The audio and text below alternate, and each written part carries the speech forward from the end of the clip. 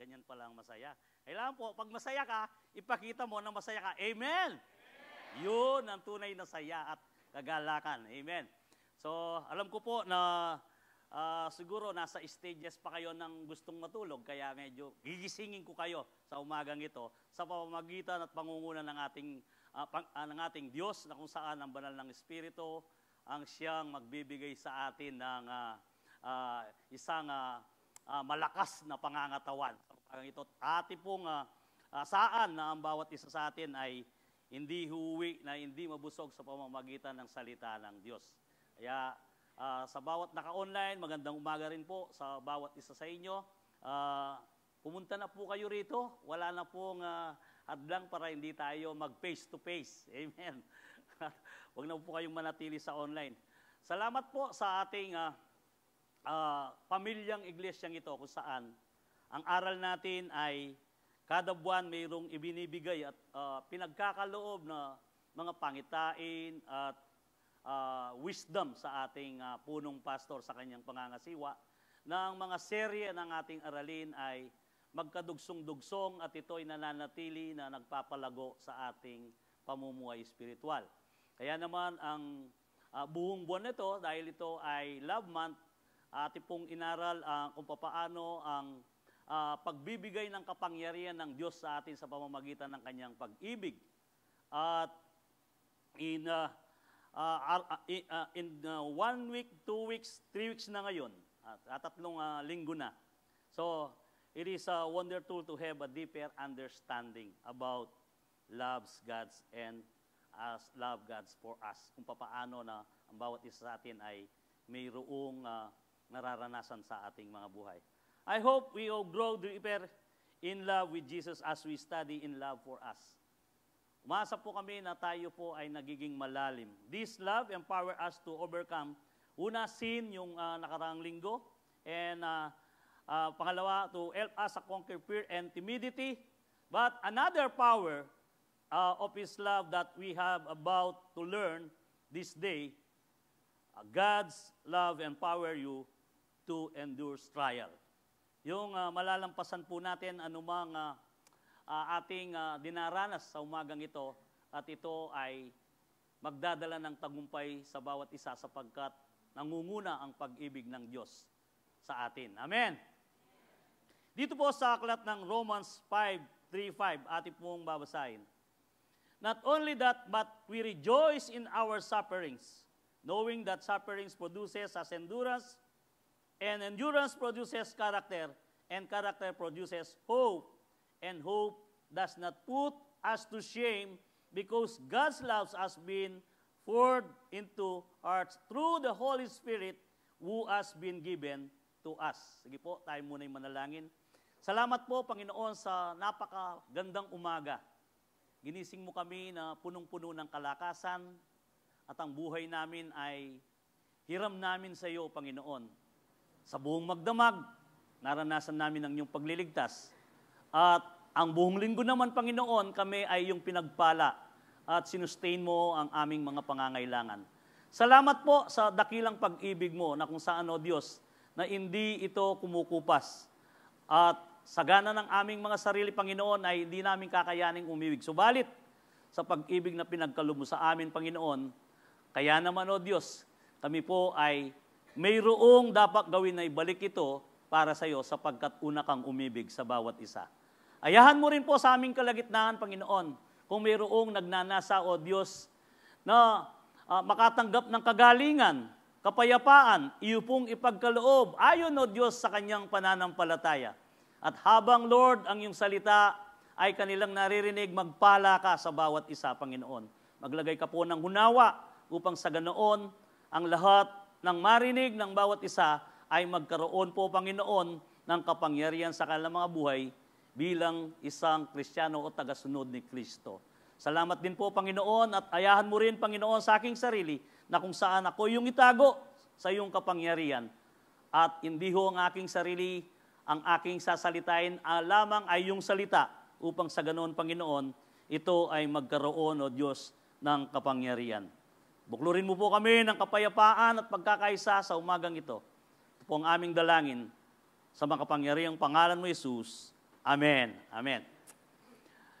Binasa po natin ang Romans 5:35. Sabi nga, not only that, but we rejoice in our sufferings, knowing that sufferings produces endurance. Kapag tayo ay mayroong dinaranas na mga problema o mga pagsubok sa ating mga buhay, kinakailangan na ito ay pwede natin rin dalhin ang ating pagpupuri, pagsamba sa ating Panginoon. Kasi sabi nga rito, rejoice na kagalakan means peace. Hindi naman yung kung tayo ay nagsasaper o kung tayo ay mayroong dinarandam, di naman tayo, eto, mayroon akong karamdaman, ako ay nagre-rejoice. Di naman gano'n ang ibig sabihin, yung kapayapaan sa puso.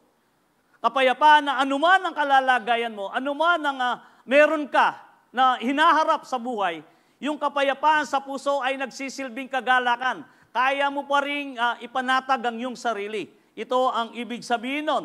And sabi nga, knowing that suffering produces endurance, yung nagkakaroon ka ng kalakasan. At sabi pa sa verse 4, and endurance produces character. Yung ugali niya, yung ugali ng bawat isa sa atin ay kanyang itinutuwid, pinatitibay upang sa ganoon, anuman ang dumating, kaya nating itong malusutan. Ang character produces hope, sabi na, and character produces hope. Yung hope na sinasabi, yung assured and confidence, yung pag-asa. Kapag sinabing hope, yung kumpiyansa ka na ito ay makakamtan mo kung ito ay yung minimiti. Sabi nga, yung assured, sigurado, kasi nga ito ay pag-asa. And hope does not put us to shame. Yun po yung, ito pa ang isang bagay na kung saan, sa bawat isa sa atin, kung tayo ay mayroong pag-asa, hindi tayo mapapahiya. Amen? Kasi sabi nga rito, and hope does not put us to shame because God's love has been poured into our hearts. Yung ang ating Diyos po ay nagbigay na ng pag-ibig sa atin. Ito ho ang nangunguna sa buhay natin. Kapag naaalala natin kung paano tayo minahal ng Diyos, anuman ang kinakaarap natin, mayroon pa rin tayong kapayapaan sa ating mga puso. Sapagkat alam natin, ito ay hindi mawawala at hindi tayo pababayaan ng Diyos. Amen! Sa pamamagitan ng banal na Espiritu na sumasa atin na ito ay nananaan sa bawat isa. Ang sabi nga ni Pablo, hindi nyo ba alam na ang yung katawang yan ay templo ng banal na Espiritu? Therefore, nasa sa atin ng banal na Espiritu who has been given to us. Ito ho ang ibinigay ng ating Diyos sa bawat isa sa atin. At sino man pinangungunaan ng banal na Espiritu ay anak ng Diyos. Amen. Kasi kung wala sa iyo ang banal na Espiritu, ibang Espiritu, hindi ka anak ng Diyos. At iba ang tatay mo. Kaya nga, we can always rejoice and celebrate during our trials, which help us to become strong and spiritually matured. And give us confident assurance of salvation because we receive God's love into our hearts through the Holy Spirit. Kaya nga po, therefore, whatever trials in our way, we can be victorious because of the love of God. Amen. And sabi nga, He has overcome the world because I can rejoice because God loves me. Amen? Pwede mong sabihin yun. Wag mong ayaan na mawalan ka ng pag-asa. I can rejoice because God loves me. Lagi mong paalalahanan ang iyong sarili. Kasi kung hindi mo sinasabi at binabanggit yon, iba-iba ang pinipid ng demonyo sa iyo. Kung minsan nakakaramdam ka lang ng konting karamdaman ay iba na ang naiisip mo. Actually ako, na-surprise noong Saturday, Friday night, pagkatapos ng Bible study. Pag uwi ko sa bahay, lakad ang aking paa na kung saan ay, sabi ko nga, hindi ako makatayo buong maghapon. And then, habang ako'y nakahiga, sabi ko, nag-review ako at pinag-pray ko ang paa ko na namamaga. Malaki dito, masakit po rito. At sabi ko nga, ano ba ito? And then, sabi nga ni Mrs., ano bang, wag mong mahalin yan, sabi niya. i-rebuke mo. At ganito lang po ang panalangin ko, Panginoon, subok na kita. Bawat dalangin ko ay tinutugon mo. At naniniwala ako, magpapahinga lang ako ng mga 2 oras sa kamang ito, pagkatapos tatayo ako, mawawala ito. Aba, nakatulog ako ng isang oras at kalahating, 1 oras at kalahati, pagkatapos bumangon ako at unti-unti nawala. Ganyan po ang Diyos, basta't kumpiyansa ka. Kasi kung inisip ko na, anong nangyari sa akin, ba't hindi ako makatayo? Sabi ko nga kay Pastor Manny kagabi, bigla na lang akong hindi makatayo sa paa ko, pero ngayon, okay na. Okay na, sabi niya kagabi. Oh. At naisip ko na kung paano ang ginagawa ng kaaway sa atin kumisan, ito ay pumipigil sa layunin ng Diyos sa atin. Mga bagay na malilihit kung minsan ay ating pinapalaki. Subalit kung ito ay hindi mo minamagnify at ang i-magnify mo ang Diyos mo na siya ang malaki kaysa anumang bagay sa iyo, tiyak ang lahat ng yan, ang kapangyarihan ng Diyos ang siyang mangunguna at maalala mo kung gaano ka kamahal ng Diyos, lahat ng yan ay mawawala. Amen! Ito ho ang ating malaking puhunan sa ating puso na kung saan kailangan na lagi nating alalahanin na ang pag-ibig ng Diyos siya ang laging nag-uudyok sa atin na magbigay ng kapangyarihan na ang lahat ng bagay ay ating malalampasan sapagkat mismo ang kanyang sarili ay kanyang ipinagkaloob. Manupay mga maliliit na bagay lang ang ating iniiling na hindi maibigay sa atin. Ang buhay nga niya ibinigay niya. At ngayon, mga bagay na maliliit, mga karandaman, mga material na bagay, o kung minsan ay iniisip mo na mga solusyon sa iyong problema na hindi maibigay ng Diyos, kayang ibigay ng Diyos yan, sapagkat sa Kanya walang imposible. Amen! Ito ang lagi nating ilagay sa ating isipan. Yes, of course, you can endure trials because of God's love, and surely, He will strengthen you during hard times. Ito, palalakasin ka ng Panginoon. Bibigyan ka ng kakayaan upang ito ay iyong malampasan. Anuman ang iyong dinaranas at ipagkakalob ng Diyos ang tama at sukat na makakaulagpos ka sa iyong sitwasyon sa buhay. Dito po sa aklat ng Isaiah 41:10, sabi nga, "Fear not, for I am with you. Be not dismayed you, for I am your God. I will strengthen you and I will help you, will uphold you with my righteous right hand." Ito, huwag kang matakot, ang sabi ng Panginoon. I am with you. Be not dismayed, for I am your God. I will strengthen you. I will help you. I will uphold you with my righteous right hand. Yung katwiran ng Diyos, yung pag-ibig ng Diyos. Ang katwiran kasi ng Diyos, yung kapangyarihan ng pag-ibig na ibinigay niya sa atin. Yun ho, ang kanyang kanang kamay na sinasabi, yung right hand, yung malasakit ng Diyos, ibinigay niya sa atin. Kaya nga, wag ho tayong panghinahan ng loob. Dito, itinuro sa amin ni Bishop na, dito pa lang sabi nga, I am with you. Yung word I am, ako ang Diyos. Ako ang Diyos. Sabi ba nga niya, nabanggit niya, doon sa Exodus 3:14 and 15, ang sabi niya kay Moises, kung tatanungin nila ako, sinong sasabihin kong Diyos? Sabihin mo sa kanila, ang nagsugo sa iyo, ako nga.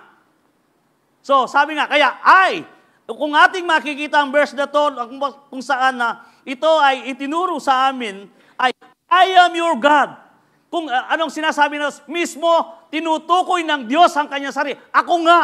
Ako nga. Ako ang Diyos. Ako ang magre-rescue sa iyo. At magbibigay ng kalakasan sa iyo. At ako ang tutulong sa iyo. Ang sabi ng Diyos.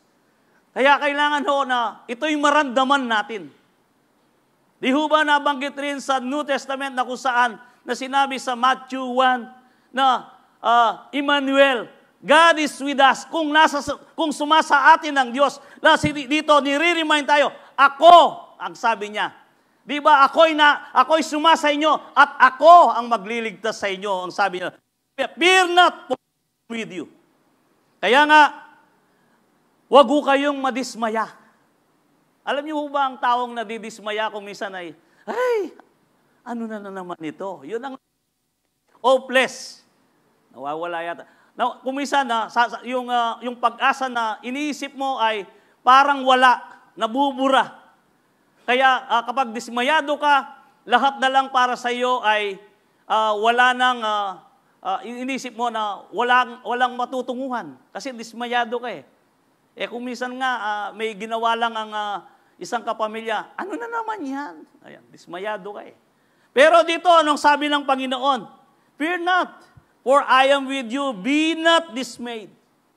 Hindi ka kailanman nadidismaya sa ating Diyos sapagkat ito nga, I will strengthen you and I will help you with uphold with my righteous hand. If it is your God, meaning you obey Him.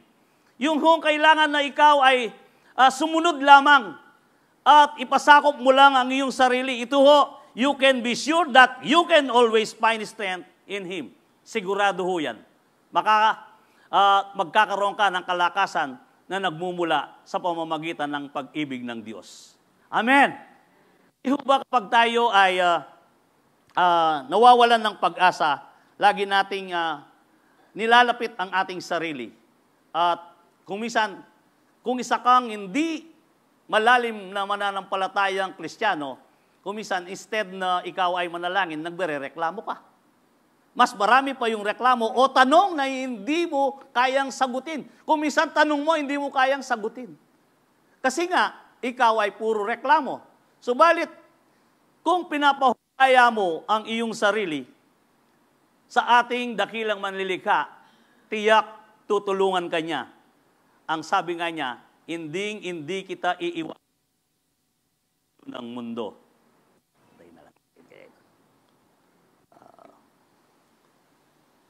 Ito na lang po. Ayan. Malinaw po ba? Kasi namamatay kung minsan eh.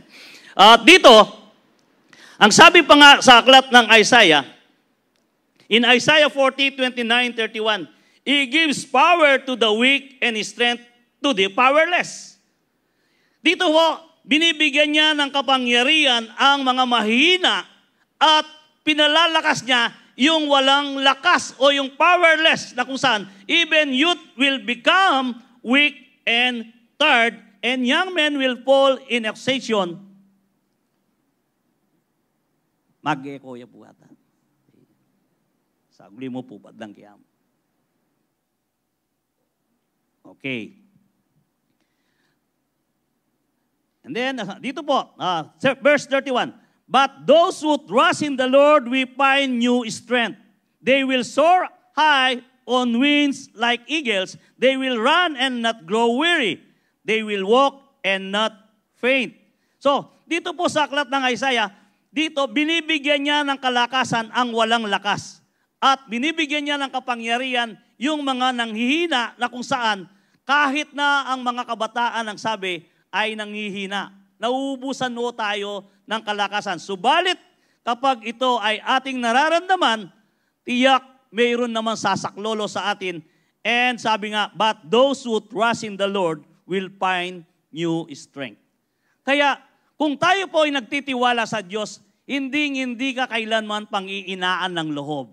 Amen. Nawawala yung takot. Nawawala yung pangangamba. Kasi nga, kasama mo ang Diyos. Bibigyan ka ng kalakasan sa lahat ng inaharap mo na mga suliranin sa iyong buhay. Kapatid, huwag mong ilugmok ang iyong sarili. Bagkus, lagi mong pasalamatan ng Diyos o kaya naman ay alalahanin mo kung paano kanya inango nung hindi ka pa isang tagasunod o isang Kristiyano na nakakakilala pa sa Diyos. Ngayong tayo ay nakakakilala sa Panginoon, nung tayo ay nakipag-isa sa Kanya, mayroong pagbabago ang buhay natin. Kailangan huwag mong limutin yon upang sa ganoon, yung kalakasan na ibinigay ng Diyos ay muling manunumbalik sa bawat isa sa atin kapag tayo ay nanghihina. Kasi kapag hindi mo inaalala yon, parang ang sarili mo ay nilalayo mo. Alam niyo po ba na kapag wala kang iniisip sa ating Panginoon kung ano ang mabuti, nilalayo mo ang iyong sarili. at ikaw ay mapopokus doon sa iyong kapaligiran, higit lalo kung ano ang offer ng mundo sa kasalukuyan. Subalit, kapag ikaw ay lumalapit at lagi mong pinagkakatiwala ang iyong sarili, habang ginagawa mo ito, binibigyan kanya ng kalakasan, maging sa mga bagay na iniisip mong hindi mo kaya, subalit ang Diyos kakayanin niya at bibigyan ka ng kapangyarihan ng kalakasan upang ito'y mapagtagumpayan. Amen. As long as you put a confidence in Him, your strength will never fall. Tandaan mo ninyo, hindi kayo matutumba at kailanman ay hindi kayo kayang gapiin ng kahaway. In Philippians 4:13, sabi nga, I can do all things through Christ who strengthened me. Ito ay sinabi ni Pablo. Bakit nakakayanan ni Pablo ang lahat ng mga bagay at kanyang nalalampasan sa pamamagitan ng ating Panginoong Yesus na nagbigay ng kalakasan sa Kanya? Amen. Maging tayo. Kakayanin natin ito kung tayo ay hindi magpapa-epekto doon sa ating pananampalataya sa ating Panginoon. Na kung saan, kung naaalala mo nung panahon na siya yung tinanggap at ngayon, ang buhay mo ay iyong ibalik doon sa nauna. Isipin ninyo, nung hindi pa kayo nakakakilala sa Diyos, ano bang sitwasyon ng buhay nyo? Pero ngayon, ang iyong estado sa buhay, ano? At ito ang magiging sukatan nito. Ito ay isang bagay na nagpapalakas sa atin.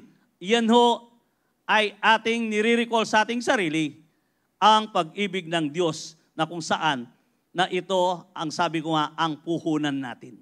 Meron na tayong tinatayuan na pag-asa, yung pag-ibig ng Diyos sa bawat isa sa atin. You can endure trials because God's love ends surely. Ito ang sinabi, He will be with you in times of trouble. Ano ang sinabi niya? He will be with you in times of trouble.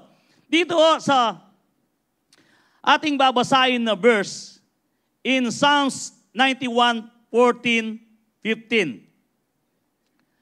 Because He loves me, says the Lord, I will rescue him and I will protect him, for He acknowledged my name.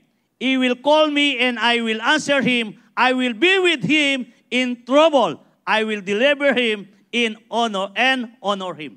So dito pa lang sabi niya, I will deliver with him in trouble because He loves me. Kaya sino yung tinutulungan ng Panginoon o sino yung kanyang pinananagumpayan sa mga problema o bagay na kung saan ang sitwasyon mo ay nasa bingit man ito ng kamatayan, yun lamang po na umiibig sa Diyos. Amen. Yung hindi umiibig sa Diyos, kaya sila ay nagpapatiwakal, akala nila wala nang saysay ang buhay nila eh. Kapag mayroon silang inaharap na problema, ang lagi nilang iniisip ay pagod na sila at nakakalimutan nila ng sabi ng Panginoon, kung ikaw ay puno ng kapaguran, ibigay mo sa Kanya. Ipagkaloob mo sa Kanya. Pero anong ginagawa ng wala sa Diyos? Lahat ng parahan na sila ay mamatay ay ginagawa. Kumisan nagbibigti. Kumisan naman tumatalon. Kasi nga, wala sila doon sa pag-ibig ng Diyos. Tandaan mo natin, yung lamang umiibig sa Diyos, ang siyang nananatiling iniibig ng Diyos. Amen. Tandaan mo natin yan. Alam niyo po, sa Romans 8:28 sabi nga, and we know that God causes everything to work together for good and those who love God and are called according to His purpose for them. Kaya anuman ang nangyayari sa iyo, anuman ang nakadikit sa buhay mo, karamdaman man yan o mga mabigat na problema, sabi nga, He will be with you in times of trouble. Tandahan mo natin. Iyan huwag nating alisin sa ating isipan. Sapagkat ang verse na to, kung ito ay yung gagamitin sa buhay mo, labis itong pinasisigla ang talatang ito ng mga anak ng Diyos kapag kailangan nilang magbata ng pagdurusa sa buhay na ito. At lagi mong alalahanin, ang sasabihin mo sa iyong sarili, alam ko kaya nangyayari ito at mayroong kaakibat na mabubuting bagay ang gagawin ng aking Diyos. Kapag yan ho ay yung pinamuhay, napakapwersa ng talata na ating binabasa ng Romans 8:28 na kung saan lahat ng nangyayari ay may kalakip na kabutihan sa paggawa ng Diyos na kung saan sa iyong buhay. Huwag mong itrato ito na negatibo. Kapag tinrato mong negatibo ang mga nangyayari sa buhay mo, walang kapangyarihan ito sa iyo, kapatid.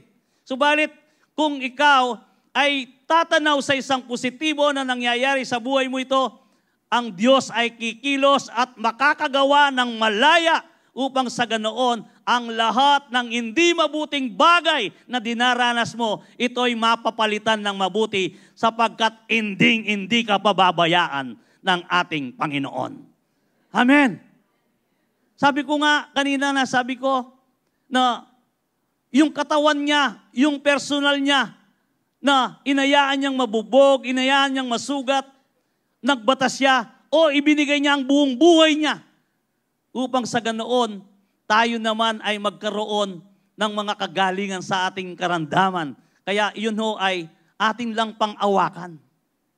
Kasi lagi nating dinideklara na sa pamamagitan ng kanyang latay at sugat, ako ay gumaling. Kailangan mapatunayan mo sa iyong sarili yon, kapatid, sapagkat anumang trouble na meron ka, physical trouble, kayang gawin ng Diyos sapagkat sa Kanya'y walang imposible. Amen. Kasi kung ang trouble mo ngayon ay karamdaman sa cancer, sasabihin mong, ating kong cancer ay kapag kinumusta mo, anong mangyayari? Kapatid, tiningnan mo na napakalaki ng karamdaman mo at nakalimutan mo, ang Diyos mo ay igit na malaki sa karamdaman mo at sa problema mo. Amen.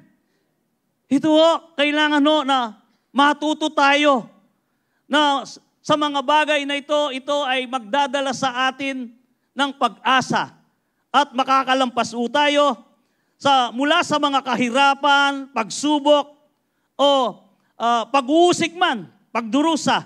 At sigurado ay tayo ay makakalabas na ang lahat ng yan ay malalampasan natin sapagkat mabuti ang ating Diyos. Ang Diyos natin kailanman hindi niya pababayaan ang kanyang mga anak. Amen. Kaya hindi ko po alam kung ano ang kalagayan nyo sa umagang ito o mga sitwasyon ninyo. Subalit isa lang ang natitiyak ko, kapatid. Ang Diyos ay hindi sinungaling. Siya ang matapat na Diyos. Bangabat ikaw ay nagkukulang at kumisan hindi ka nagiging matapat. Pero siya kailanman hindi nawala ang kanyang katapatan. Amen. Ito ang Diyos natin. Diyos na buhay, na kung saan siya ang Diyos noon, Diyos ngayon at magpakailanman. Amen. Siya ang Diyos ng nauna, siya ang Diyos ni Jacob. Kaya sinasabi, Diyos ni Jacob, Abraham at ni Isaac, na kung saan na ito ay kanyang pinapaalala, yung mga ninuno natin na pinagmulan. Siya ang Diyos na sinasamba nila na naging tapat sa Kanya. At hanggang ngayon, siya ang Diyos natin na matapat, na hindi nagmamaliw, na hindi nagpapabaya sa Kanyang mga anak na matatapat. Amen. Ito pa rin po ang ating Panginoong Hesus. Sapagkat kung sinabi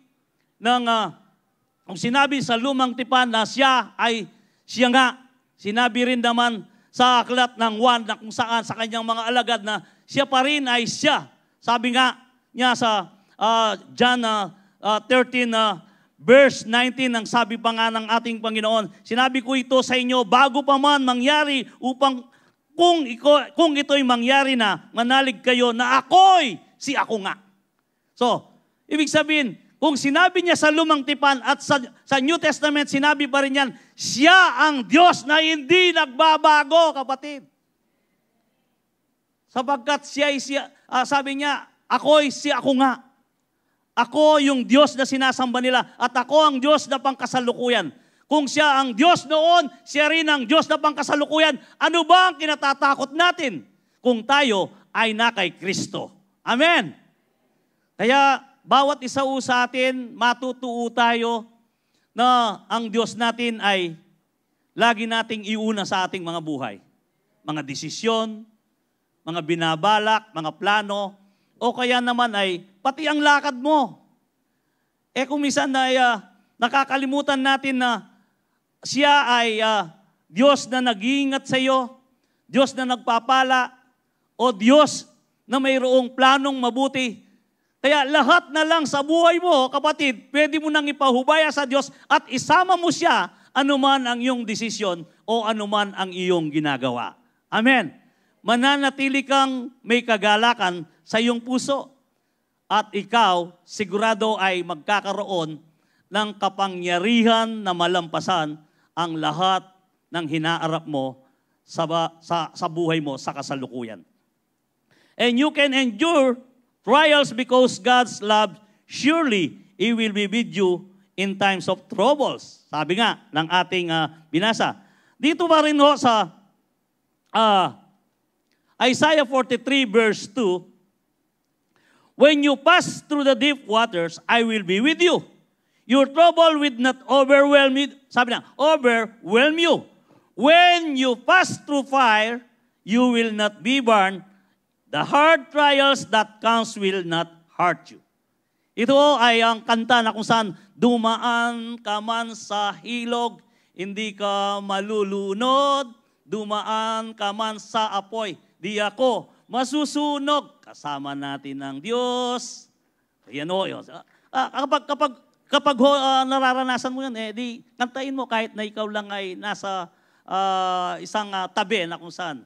Kasama natin ng Diyos, di ako malulunod, di ako masusunog. Kasama natin ng Diyos. Ang ibig sabihin mo yan, di kayo malulunod sa anumang laki ng inyong problema. At hindi kayo susunugin ng inyong problema na kung saan kahit gaano mang karami yan. Kapag yan ho ay inyong inilagay sa inyong isipan, lagi kang masaya at nagkakaroon ka ng kagalakan sa iyong buhay. Kaya mayroon kang peace of mind. Yun o ang ibig sabihin na pwede mong i-rejoice. Yung first point natin na pwede mong i-rejoice anuman mga trials na sumasayo, kapatid. Ikaw ay nagre-rejoice. Yung mayroon kang peace of mind. Kaya nga, dito sabi niya, I will be with you. Kung ating pong papasinin, sasabihin na, ang mismong Diyos ang nagsasabi, sabi niya, I be with you. I will be with you. Ibig sabihin nun, yung kanyang sarili ay kanyang nire-reveal sa atin na siya ay handang tumulong at hindi nawawala sa ating tabi. Amen. Oo nga, ang ating Panginoong Yesus ay umakyat sa langit, subalit iniwan niya ang kaaliwan natin. Yan ho ang kapangyarihan ng banal na Espiritu, nakapiling pa rin ang ating Diyos sa pamamagitan ng kanyang banal na Espiritu. Amen. Hindi siya nawala. Kaya kung minsan, sabi nga ng iba, nararamdaman ko ang banal na Espiritu. Kapangyarihan ho ng Diyos yan. At kung yung iba naman ay sasabihin nila, parang wala ang banal na Espiritu, ito'y kasinungalingan. Sapagkat kailanman hindi nawawala ang banal na Espiritu sa mga tunay na Kristiyano na kung saan na tinawag ng Diyos. Amen. Kaya yung tunay na Kristiyano hindi na makakagawa ng anumang bagay na laban sa Diyos. Inuudyukan sila ng banal na Espiritu na kung saan lagi itong kinakausap ang konsensya mo, ang Espiritu mo upang sa ganoon ay hindi mo gawin. Kaya lang, kapag ito ay nagawa mo pa, ibig sabihin, ikaw ay binigyan mo ng kapig-atihan ang banal na Espiritu, hindi ka nakinig. Choice mo pa rin ang kapaamakan na pinili mo. Kapatid, tandahan mo natin, if you believe that God loves you and cares for you, troubles will not harm you. Tandahan natin yan. For He will always protect you and because He loves you. Amen. Mahal kayo ng Panginoon. Mahal niya ang bawat isa sa atin. All of you need to do is to call on Him. Pray, pray, pray, pray every day. Amen. Kailangan manalangin tayo. And believe, sabi nga, and believe nothing is impossible to God. Yung panalangin, pakikipag-ugnayan yan, yun ang isang bagay na kung saan na huwag nating alisin. Yung naglalakad ka man, sasabihin mo na, Panginoon, salamat po, iligtas mo ako sa aking dinadahanan. At natatandahan ko na kapag kami ay naglalakad sa mga matalahib at masukal na bundok, iniisip mo na, siyempre, yung mga mababangis na hayop ang iyong iniintindi doon. Maraming ahas na kung saan hindi mo man sila nakikita. At pwede mo ring ingi ng pag-iingat sa Diyos. Panginoon, niligtas mo po ako sa mga mababagsik na hayop. Kahit ano ang ginagawa mo, kung ito ay lagi mong pinapanalangin, kapatid, nagkakaroon ka ng isang kapanatagan sa iyong puso. Or it's either na pupunta ka lang sa mall, hihingi ka ng favor, sasabihin mo, Lord, nagmamadali ako, Panginoon, sana magkaroon ako ng parking sa malapit na gusto kong pasukin. Kung minsan, hindi ka pa man nakakapag-park, umaalis na yung isa. Bakit? Hindi coincidence yun. Iningi mo. Kaya binigay ng Diyos. Kung minsan pa nga, ang tagal mong nakaparada yun, gusto pa kayong mag-away Lalo na pag akinsi at saka katapusan. Yung nakaparada ka, nakaplacer ka, tapos iniintay mo, aalis yung isa, pagkatapos bigla na masusulbot yung isa. Gusto mo pang makipag-away. Kaya anumang bagay ay pwede nating ingin sa Panginoon sa pamamagitan ng panalangin. Amen. Hindi yung minamalihit ang panalangin, pati ba naman ang mga paglabas ko ng bahay? Yes. Di natin alam kung minsan akala mo safety ka sa harapan ng gate mo, kung may sumulpot na sasakyan. Kaya yung paghihingat ng Panginoon, kapag iningi mo yan, ipagkakalob ng Diyos. Amen. Huwag po nating ipabahala yan sa ating sarili na kaya naman nating ingatan ng ating sarili. No. Kasi nga, kung minsan nakala natin ay kaya nating lahat, pero tandahan mo natin, ang buhay natin ay nagmula sa Diyos. Kaya kapag yan ay pinahubaya mo sa Diyos, tiyak ahaba ang buhay na ipinahubaya niya sa iyo. Amen. Kasi nagiging maiksi lang yan dahil sa hindi tayo sumusunod doon sa gusto ng Panginoon. Kaya nga, dito sa Psalms 50 verse 15 ang sabi, Then call on me when you are in troubles.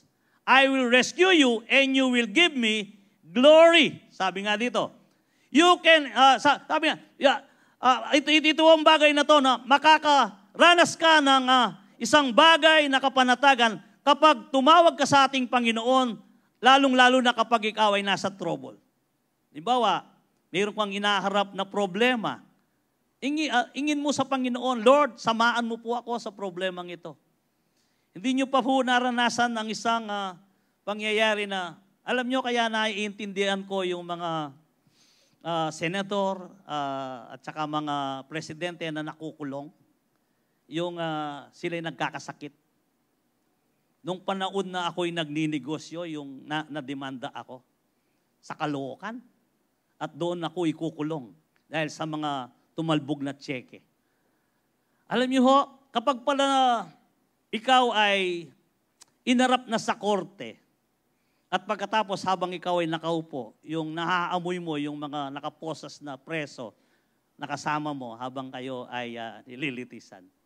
Kahit gaano ka katapang at katatag, pawis na malamig at nawawala ka sa iyong sarili. Ayan, tumatawa si attorney. Alam niya yan. Kaya kapag ang tao ay senator at saka, totoo yun, nanghihina ang loob nila.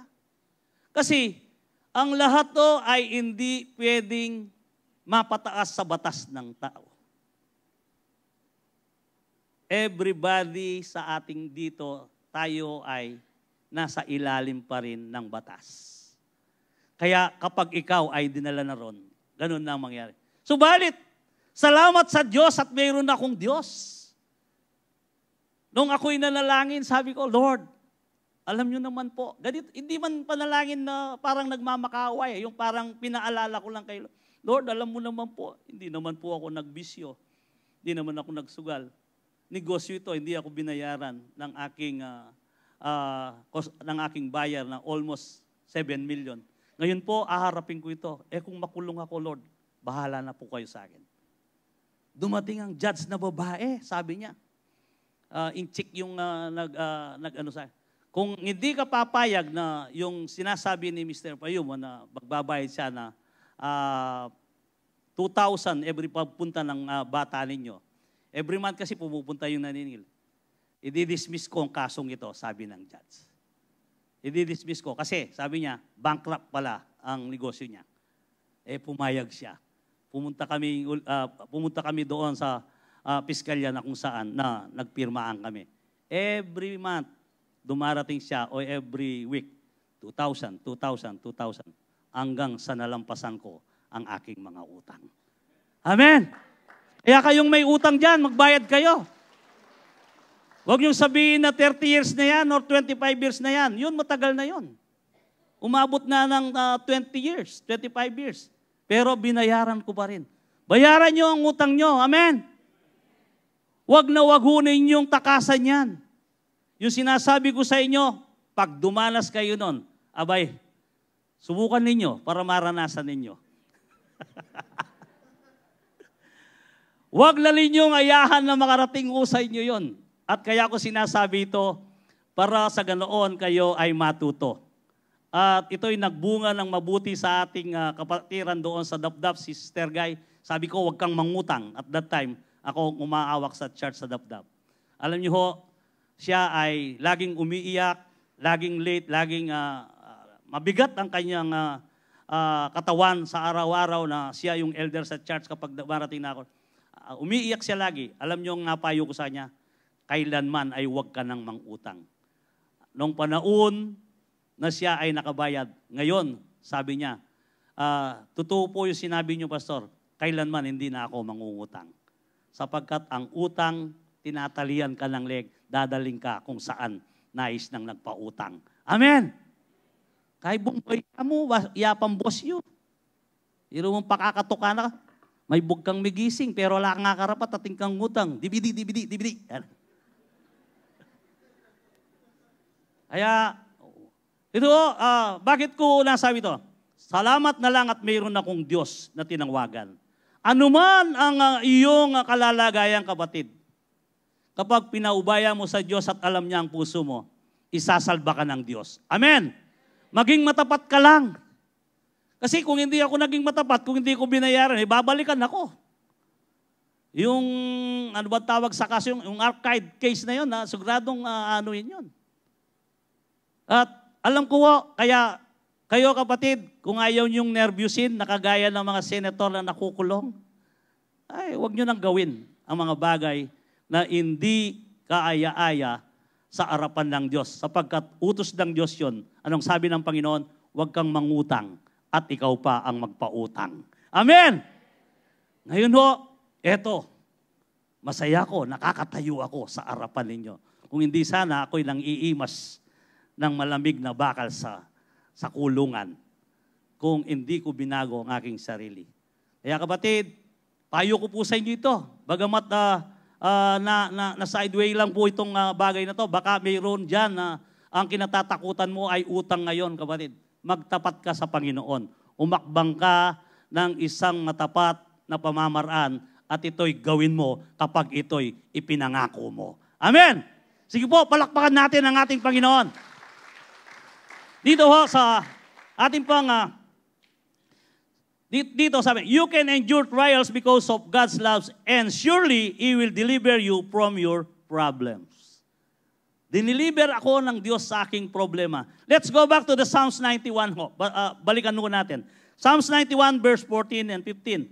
Because He loves me, says the Lord, He will rescue him and I will protect him. For He acknowledged my name. He will call on me and I will answer him. I will be with him in trouble. I will deliver him and honor him. Ang sabi ng ating Panginoon. Ano sabi ng Panginoon kay David? Sabi ni David, because He loves me, ang sabi ni David. Ngayon, anong sagot ng ating Panginoon? Says the Lord, I will rescue. Sabi nga, I will rescue him. I will protect him. Ito, bakit ginagawa ng Diyos kay David ito? Sapagkat dahil mahal ako ni David, ang sabi ng Diyos. Ngayon, kapatid, mahal niyo po ba ang ating Diyos? Then if you love me, ang sabi ng Panginoon, obey my commandments. Ito lang ho pinapaalala niya sa atin. Sinabi nating mahal natin ang Diyos. Pero kailangan meron tayong pagsunod. Amen. Kahit na bagay na maliliit na iniisip mo na parang wala naman kasing white lies eh. Mayroong iba kasi white lies, Sarah. Wala ho. Puro dark po yan. Kapag kasinungalingan, madilim yan. Amen. Hindi ho puti. Kasi white lies, sabi nila. Hindi ho ganon. Wala. Tandahan ho natin, ang lahat ng kasinungalingan, ito ay nagdudulot ng kadiliman sapagkat ang ama niyan ay kadiliman. Amen. Walang liwanag. Tayo na anak ng Diyos, ang sabi nga niya, ang ating Diyos ang siyang ilaw sapagkat siya ay ating sinusunod, magkakaroon din tayo ng kaliwanagan. Kaya ang sabi ng Panginoon, you are the light and the salt of this world. Amen. Kailangan na magningning ang ating liwanag. Tandahan mo natin, bawat bagay ay ating ipahubaya sa Diyos. At dito ang sabi nga, because He loves me, ang sabi nga, at mahal niya si David. Ano pang sabi? He will call on me and I will answer him. Kapag tumawag siya, siya ay aking sasagutin. I will be with him in trouble. Kasama mo ang Diyos sa trouble, I will deliver him and honor him. Ang sabi ng ating dakilang Diyos. Kapatid, kung papalitan natin ito, ikaw ang ilalagay natin sa verse 14 na kung saan, because He loves me. Dahil mahal ako ang sabi ng Diyos. Dahil mahal mo ang Diyos. Lahat ng sinaysay natin dito, says the Lord. At ang Diyos ang lahat ng gagawa sa buhay mo, kapatid. Iyan ay maaasaan mo. Amen. Kung titingnan ho natin ang verse na to sa Psalms, parang nilalampasan lang natin dahil Psalms. Pero ito ay pagmuni-muni ni David na kung saan naranasan niya sa kanyang buhay. Lahat o ng salita ng Diyos ay pakinabang sa bawat isa sa atin. At walang hindi pakinabang sa salita ng Diyos, maging ang mga bagay na kung saan na hindi mo naiintindihan kung minsan na taliwas. Subalit ito pa rin ay nagbibigay ng pakinabang sa atin sa ikabubuti at sa ikalalago ng ating pananampalataya. Amen. And dito, sa Psalms 39, ang makakita pa rin natin, 34 verse 17 and 19 pala. Psalms 34, 17 and 19. The righteous cry out and the Lord hears them. He delivers them from all their troubles. Sino ang pinapakinggan ng Panginoon? Yung kanyang mga anak na matuwid. Amen. Kaya kung dumadanas ka man ng anumang problema, kapatid, at hindi ka nakikipag-compromise, tandahan mo, ire-rescue ka ng Panginoon. Amen. Kasi kagaya ng kinuwento ko sa inyo, naranasan, ni-rescue ako ni Lord. At nahalala ko pa pala yung attorney ko po pala, attorney, medyo ganun pa eh. Pero kahit na medyo ganun siya, gumawa lang siya ng request sa judge at ito ay pinakinggan. Hindi umawaglit sa aking isipan yun. At kapag ako'y nanghihina, lagi kong iniisip, in times of my trouble, sinasabi ko yun. At natatawa ako sa aking sarili. Bakit? Dahil sa pag-ibig ng Diyos, nadama ko ang pag-ibig niya na mayroong kapangyarihan sa akin. Amen. Sa inyo meron din, alalahanin nyo lang yun. Upang sa ganon, hindi mawaglit kung papaano kayo ni-rescue ng Panginoon sa inyong mga kagipitan. And sabi ba nga rito, sa 2 Timothy 4:18, dito po, yes, and the Lord will deliver me from every evil attack and will bring me safely into His heavenly kingdom, and glory to God forever and ever. Amen. Iisipin ho ninyo, yes, sabi nga ni Timothy, and the Lord will deliver me from every evil attack and will bring me safely into His heavenly kingdom. Hindi lang yon. Ililigtas ka ng Panginoon at dadalhin ka niya sa isang mapayapang lugar na kung saan na ito ay inaasam ng lahat, subalit hindi naman sinusunod ang Panginoon. Alam ko, inaasam ng lahat ito, yung heavenly kingdom. Kaya lang, hindi sila sumusunod. Pinatitigas pa rin nila ang kanilang mga puso. Subalit, hindi nila ito mararanasan kapag hindi sila sumunod sa ating Panginoon. Kaya nga, bawat isa sa atin, despite na facing numerous hardship in life, God has assured you, kapatid, tandaan mo, God has assured you, ang bawat isa sa atin, that He will rescue us from all them and due to His love and care for us.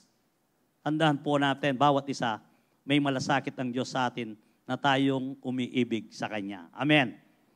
And you can endure trials because of God's love and surely He will reward you after you persevere. Kailangan lang ho na makita niya tayo na tayo'y nagpe-persevere. Dito, going back to Psalms 91. Psalms 91, 14 and 16. Napaka yaman po ng verse na to. Because He loves me, says the Lord, I will rescue him and I will protect him, for He acknowledges my name. He will call on me and I will answer him.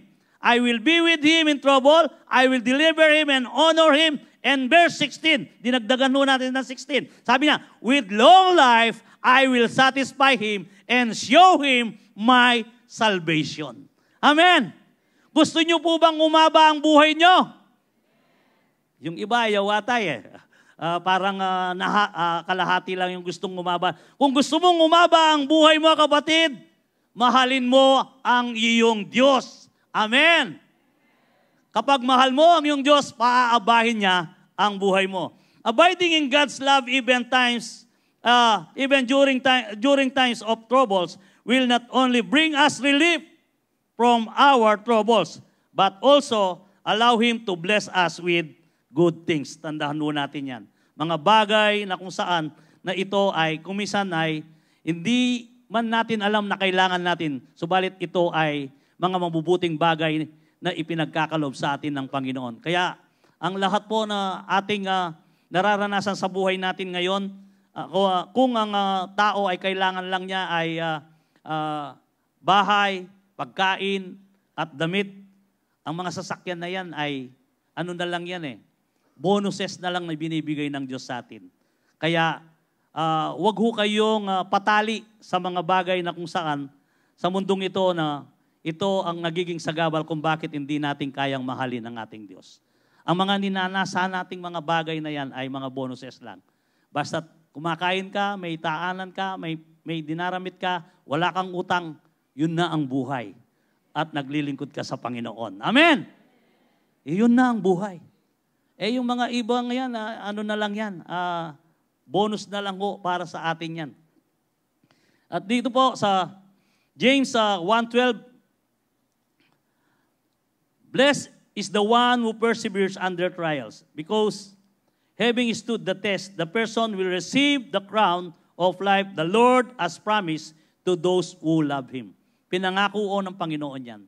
Hindi o ito mag-iiba kailanman, sapagkat yan ay pangako ng Diyos. Sino ho yung binibigyan niya ng pagpapala? That person will receive the crown of life that the Lord has promised to those who love Him. Yun lamang po na nagmamahal sa Kanya. And James 5:11, as you know, we count as blessed, said those who are persevered. Yung nagpe-persevere ho, yung nagbabata, yung nagtitiis.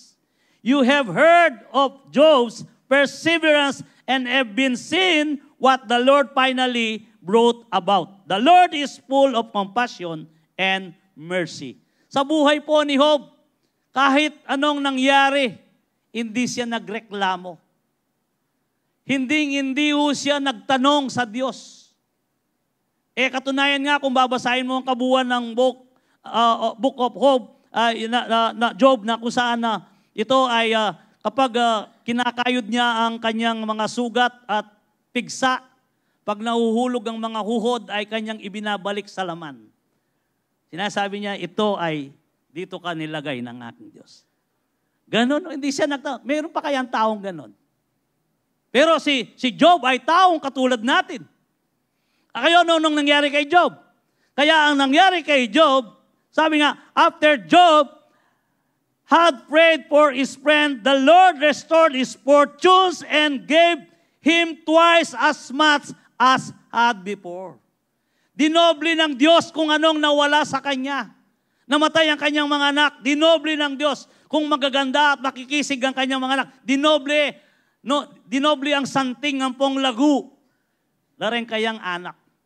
And property at the same time, dinoble rin niya ang kanyang mga ari-arian at mga livestock. Ganyan po ang Panginoon. Kapatid, hindi pa huli ang lahat. Kung iniisip mo na maraming ninakaw si Satanas, magtapat ka sa Panginoon. At anuman ang iyong dinaranas, huwag kang makipag-compromise. Ibabalik ni Lord yan. Sapagkat ang Diyos natin ay puno ng malasakit sa bawat isa. At siya ang Diyos na mabiyaya. Amen. Huwag ho kayong mawalan ng pag-asa. Yung mga nagninegosyo, natural lang, negosyo kung minsan ay may mga negosyong nagkamali ka sa iyong paano mo palakarin at ito ay bumagsak. Hingi ka ng knowledge, wisdom sa Panginoon. At huwag kang makipag-compromise. Tiyak, tutulungan ka ng Panginoon. And ito, just like Job, God will double your blessing after being faithful in times of trouble. Ano man ang iyong karanasan sa buhay. Limutin mo yan, ibalik mo muli kung papaano ang iyong sarili ay mayroong pagsunod sa Panginoon. And problems can be great opportunities for double blessing if you abide in His love. Tandahan mo natin. Manatili ka lang sa pag-ibig ng Diyos. Ang mga problema, yan ay nagdadala ng pagpapala. Amen! Magdadala ng pagpapala yan. Kaya pag may dumarating na problema, huwag kang malungkot. Welcome mo. Sabihin mo, welcome problema. Baka pag narinig ka ng kapitbahay mo, ay nasisirahan na siya ng bait. Sabi niya. Wini-welcome niya ang problema. Hindi, basta sabihin mo, welcome problem. Come on. Alam ko, pagkatapos nito, ma-overcome ko. And then, blessing comes to me. Amen! Ito ho ang sasabihin mo. Kaya kung may problema ka ngayon, kapatid, tapusin mo ang problemang yan, nakasama mo ang Diyos. Sa kabila niyan at sa likod niyan, sumusunod ang pagpapala ng Diyos na rumaragasa. Todo-todong pagpapala ang ibibigay ng Diyos. Amen! Hindi ka pababayaan ng Panginoon. Sige po, tayo po yung mag-review. Sabi nga, problems can be great opportunities of double blessing if you abide in His love. God's love empower you to endure trials. He will strengthen you during hard times. He will be with you in times of trouble. He will deliver you from your problems, and He will reward after you persevere. Romans 8:35 sabi nga, who shall separate us from the love of Christ? Shall trouble, or hardship, or persecution, or famine, nakedness, or danger, or sword? Si Pablo ho, binanggit niya ito, walang makapag-iiwalay sa pag-ibig ng Diyos sa kanya. At dito mismo ang Diyos, hindi siya umiiwalay, kundi tayo umiiwalay sa pag-ibig. Kaya sabi nga ng Romans 8:35 and Romans 8:37-39, no, in all these things we are more than conquerors through Him who loved us. For I am convinced that neither death or nor life, neither angels, nor demons, neither the present, nor the future, nor any powers, neither height, nor depth, nor anything else in all creation will be able to separate us from the love of God that is in Christ Jesus, our Lord. Amen. Sana po ganito ang puso natin. Sana ganito ang ating pananampalataya. At sana bawat isa sa atin, ganito ang ating pananaw sa ating mga buhay. Sapagkat nothing can separate us from His love if we remain His love. Tandahan nun natin. John 15:10, if you keep my commandments, you will remain in my love. Ang mga tumutupad ng utos ng Diyos at sumusunod ay nananatili ang pag-ibig ng Diyos. Just I have kept my Father's commands and remain in His love. Kapatid, yun lamang na mayroong pagsukot sumusunod ang nananatiling taglay ang pag-ibig ng Diyos. Remain in His love is achieved by obeying Him. Kapag tayo nanatili na nagmamahal sa Diyos, ibig sabihin, tayo nakakasunod sa ating Panginoon. And last, Jude 1:21, keep yourself in God's love as you wait for the mercy of our Lord Jesus Christ to bring you to eternal life. Tandahan mo natin, habang naghihintay na tayo sa ating kaligtasan o sa pinangako sa atin ng Panginoon, tayo ay manatili sa Kanya. Remaining in His love is our power to endure trials. Amen! Tayo po ba'y napala sa umagang ito? Amen. Huwag po natin kalimutin kung paano kalimutan ang ating narinig sa umagang ito at ito ay ipamuhay natin. Upang sa ganoon, kapag sinabi niyong kayo'y blessed sa salita ng Diyos, may manababago, maniniwala kami.